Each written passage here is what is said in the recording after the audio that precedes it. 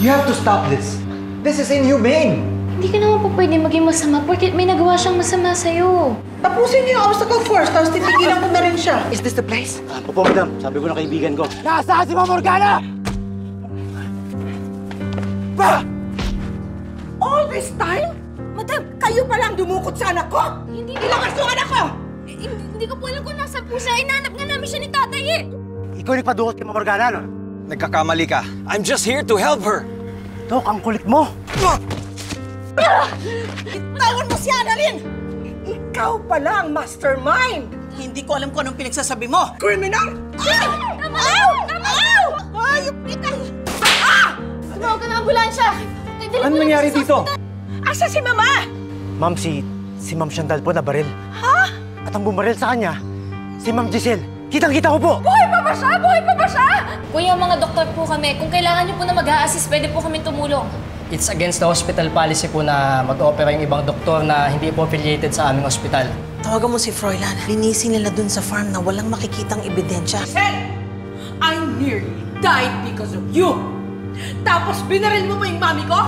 Di akong bumaril kay Chantal! Siya! Siya yung nakita kong bumaril kay Chantal!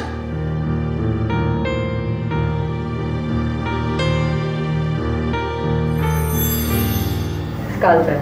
Scalpel, Doc. Suction po. Look, hypotensive tayo. 60/40. Tachycardia at 40. Kailangan natin mahabol ang losses. Fast drip the blood. And secure more. Doc, fresh bed available. 1 unit na lang po yung meron. Verifying patient's details, Chantal Debois, blood type O po. Okay, tumawag ka dyan. Noted po.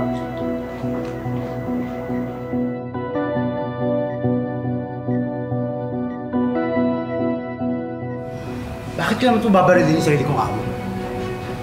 I don't know. Pwede po ba pakiamin na lang? Na kayo mismo ang pumatay kay Madam Chantal. Hindi ako ang bumaril kay Chantal. I don't even own a gun to be able to do that. Kung hindi nga ikaw ang bumaril kay Mama, at hindi rin ikaw ang nagpahirap sa akin, then ano yung ginagawa mo doon sa farm ko? Saan ako dinala? What were you doing there?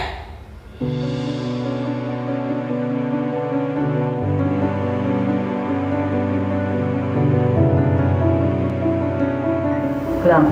Nothing.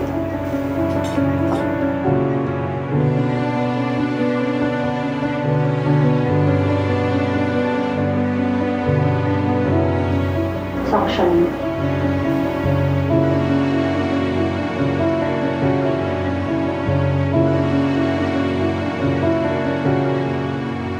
Contracting po.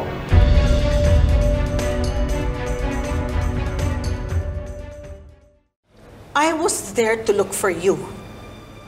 Kasama ko sina Annalyn at Obeng. Oh, come on! Bakit ka naman biglang magiging concerned sa akin? Bakit? Mag-best friend ba tayo? Tinawagan ako ni Obeng at sinabi niyang inhumane yung ginagawa sa'yo. And he convinced me to help look for you. And so I was convinced. I went there to help look for you. Tapos ganito ang gagawin mo sa akin? I don't believe you! Then don't! Zoe, kamusta na yung lola mo? Asan na yung lola mo?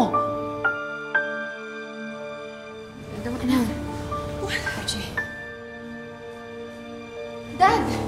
Dad, kamusta si Lola? Nasa recovery room na ba siya? Asan na si Mama?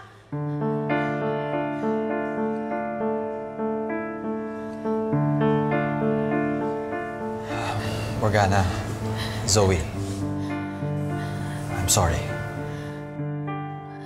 Ano, I'm sorry? What do you mean I'm sorry? She didn't survive the operation.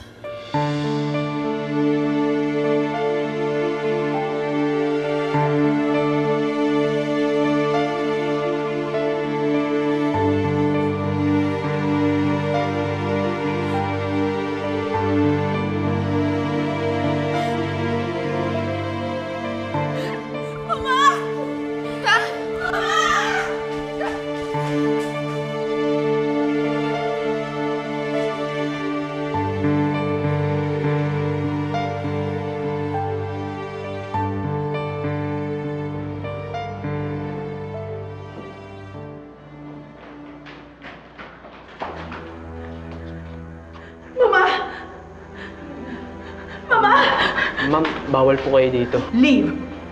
Pero ma'am... I said leave!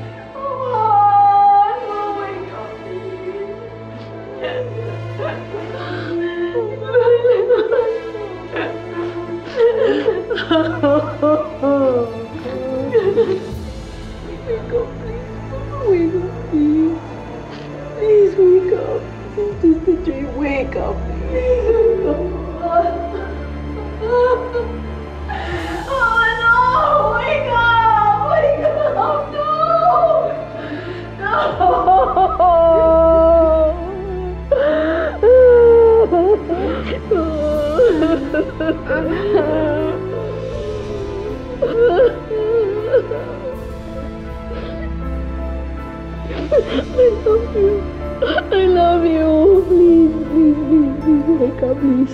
Please. They did everything they could to save her. Pero wala eh. Sobrang daming dugo ang nawala na sa kanya. Kahit nasa Apex pa natin ginawa yung operasyon, hindi pa rin natin siya masave. Ma'am Giselle, okay na ba kayo?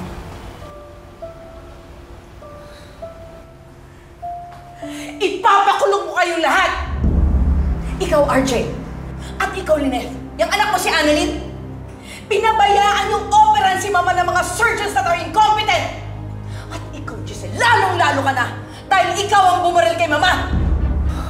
Morgana, can you not blame us for your mother's death? People die, you know. And besides, may edad na rin yung nanay mo. Why don't you just shut up? Sa dami ng kaso, isasampa ko sa'yo. Magbibilang ka na ng mga huling araw mo sa kulungan! Eh di magsampa ka ng kaso. Pero sinisigurado ko sa'yo, wala kang mapapala. Dahil inosente kaming lahat. I'll see you in court!